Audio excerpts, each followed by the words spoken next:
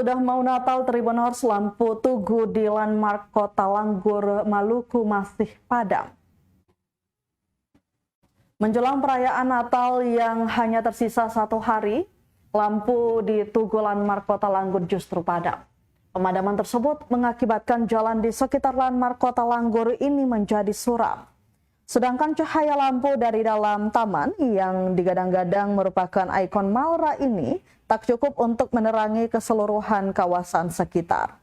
Ironisnya, kawasan ini merupakan salah satu tempat strategis tawuran warga, sehingga penerangan otomatis dibutuhkan untuk meminimalisir angka kriminal.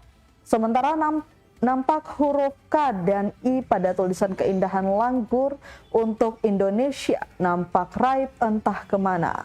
Baldov, salah satu warga pemudik dari Timika, menyayangkan kondisi ini. Sepertinya sudah tidak ada keindahan sama sekali menurutnya.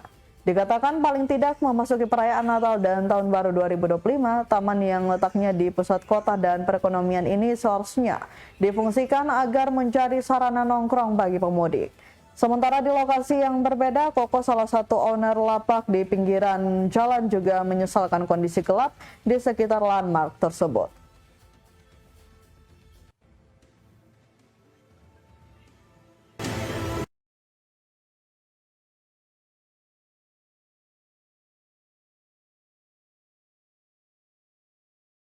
Download Tribun X sekarang, menghadirkan lokal menjadi Indonesia.